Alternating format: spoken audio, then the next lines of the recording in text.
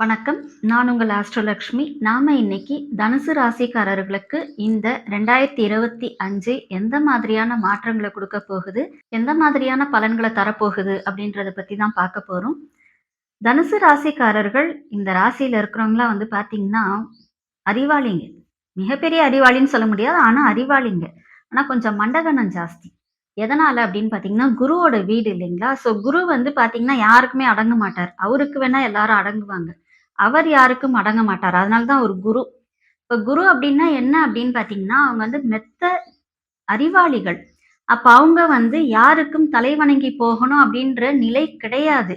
அதனால தான் தனுசு ராசிக்காரர்கள் யாருக்குமே தல வணங்கி போக மாட்டீங்க. இப்படிப்பட்ட ஒரு நிலை கொண்ட தனுசு ராசிக்காரர்களுக்கு இந்த 2024 வந்து பார்த்தீங்கன்னா, ஒரு ஷஃப்லிங்கா தான் இருந்திருக்கும்.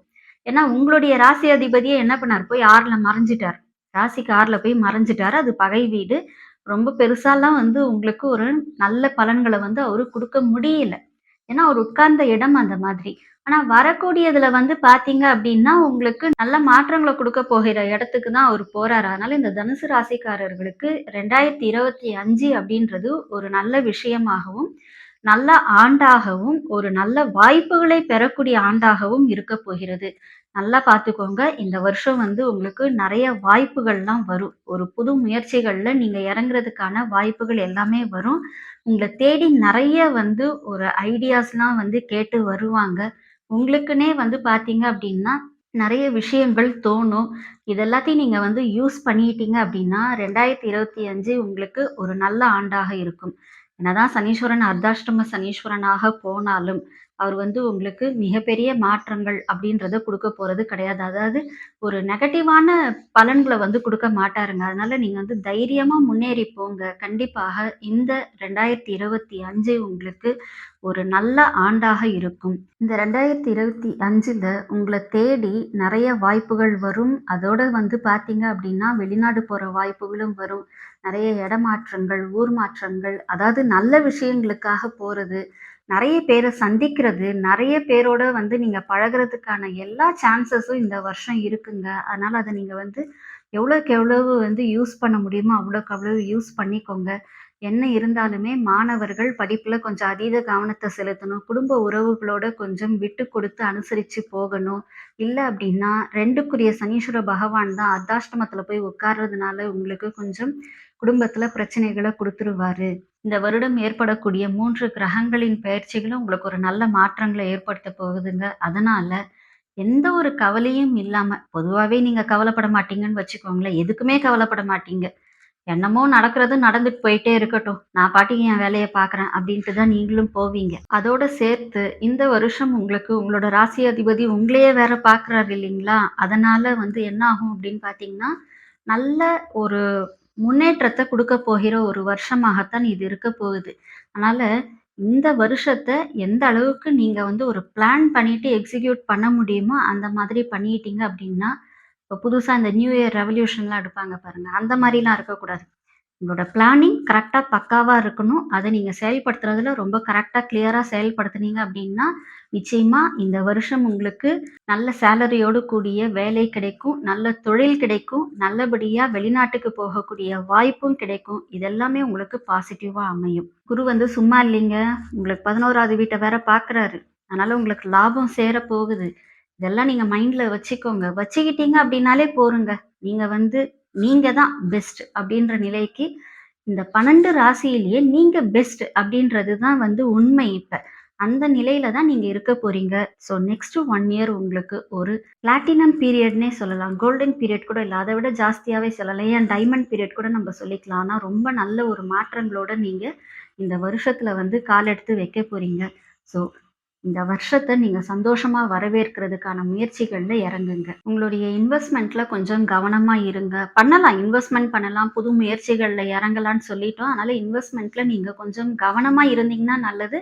ஆனா பார்ட்னர்ஷிப் வச்சு ஒரு பிசினஸ ஸ்டார்ட் பண்ணலாம் அப்படின்னு இருந்ததுன்னா, அத அப்படியே இப்போ ஒரு பெரிய எரேசர் போட்டு எரேஸ் பண்ணிருங்க. அதெல்லாம் எதுவுமே பண்ணாதீங்க.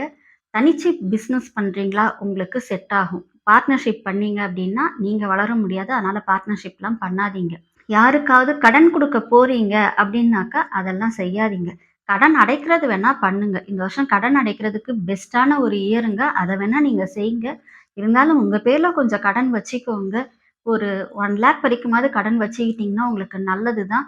மத்தபடிக்கு வந்து பார்க்கும்பொழுது யாருக்குமே நம்ம கடன் குடுக்குறதோ, இல்ல ஜாமீன் கையெழுத்து போடுறதோ அதெல்லாம் நீங்க எதுவுமே பண்ணாதீங்க. யாரையும் நம்பாதீர்கள். பொதுவா ஃப்ரெண்ட்ஷிப்ப வந்து கொஞ்சம் மெயின்டெயின் பண்ணிக்கோங்க. அவங்களோட அளவுக்கு அதிகமான பழக்கவழக்கங்கள் வச்சுக்காதீங்க. தனுசு ராசிக்காரர்கள் பொதுவாகவே வந்து நம்ம என்ன சொல்லுவோம் அப்டின்னா, இந்த மிதுனம், கன்னியோட கொஞ்சம் கேர்ஃபுல்லா இருங்கன்னு சொல்லுவோம். அதேபோல விருச்சிக ராசிக்காரர்களோடையும் நீங்க கொஞ்சம் கவனமா இருக்கணும். இது எதனால அப்படின்னு சொல்லி பார்த்தீங்கன்னா, இவங்க கிட்டேருந்து நீங்க ஏதாவது ஒரு பேமெண்ட் வாங்குனீங்க, இல்ல அவங்க கிட்டேருந்து ஏதாவது ஒரு ஹெல்ப் அப்படின்றத வாங்குனீங்க அப்படின்னா, அது வந்து உங்களுக்கு ஒரு நல்ல பாசிட்டிவா அமையாது. அதனால இவங்க கிட்டேருந்து காசு வாங்குறதோ, இல்ல இவங்களுக்காக நீங்க வந்து காசு கடன் குடுக்குறதோ பண்ணாதீங்க. மகர ராசிக்காரர்களோடையும் நீங்க வந்து என்ன பண்ணக்கூடாது அப்படின்னா, கொஞ்சம் கணக்கு வழக்குல கவனமா இருக்கணும். அத கொஞ்சம் நீங்க வந்து கேர்லெஸ்ஸா விட்டுட்டீங்கன்னு வச்சுக்கோங்களேன். ரொம்ப கேர்லெஸ்ஸா இருந்துட்டீங்க அப்டின்னா, கண்டிப்பா வந்து அதன் மூலமா உங்களுக்கு வந்து பிரச்சனைகள் வரக்கூடிய வாய்ப்புகள் இந்த வருஷம் இருக்குங்க. அதனால கொஞ்சம் கவனத்தோட இருங்க. உங்களுடைய விலை உயர்ந்த பொருட்களையும் நீங்க கொஞ்சம் கவனத்தோட இருங்க. எல்லா விஷயங்கள்லயும் கொஞ்சம் கவனத்தோடவே செயல்படுங்க. மத்தபடிக்கு இவங்களுக்காக நான் வந்து அத பண்றேன், இத பண்றேன். இத எதையுமே நீங்க பண்ண வேண்டாம். அமைதியா இருந்தீங்கன்னா போதும். அவங்கவங்களுடைய வேலையை அவரவருக்கு செய்து கொள்வார்கள். நீங்க யாருக்கு எதுவும் ஹெல்ப் பண்றதோ, இத பண்றேன்றதோ, அத பண்றேன்றதோ, அவங்களுக்காக அந்த ஊர்ல போய் இத செய்து தரேன் அப்படின்றதோ, இந்த எந்த வாக்குறுதியும் குடுக்காம இருந்தீங்க அப்படின்னாலே, இந்த 2025 உங்களுக்கு ஒரு பாசிட்டிவான ஆண்டாக அமையும் என்பதில் எந்த ஒரு சந்தேகமும் இல்லை. நல்ல மாற்றங்களை பெறுவதற்கும், நல்ல முன்னேற்றங்களை பெறுவதற்கும் நீங்க என்ன செய்யணும் அப்படின்னு பார்த்தீங்கன்னா, குரு மகான் வழிபாடு ரொம்ப ரொம்ப முக்கியங்க. எவ்வளவுக்கு எவ்வளவு மகான்கள் வழிபாடு பண்றீங்களோ, அவ்வளவுக்கு அவ்வளவு உங்களுக்கு நன்மைகள் உங்கள தேடி வரும். அதே மாதிரி சனிக்கிழமை ஆனாக்கா சனீஸ்வரன் கோயில் போறதும், வெள்ளிக்கிழமைகள்ல துர்க்கை வழிபாடு பண்றதும் உங்களுக்கு ஒரு நல்ல மாற்றங்களை ஏற்படுத்தும். இது போக எந்த அளவுக்கு சிவன் கோவில்களுக்கு போக முடியுமோ, முக்கியமாக உங்களுக்கு எந்த கோயில் வந்து ரொம்ப பாசிட்டிவா அமைஞ்சிருக்கு. எனக்கு இந்த கோயில் போயிட்டு வந்தேன்ப்பா.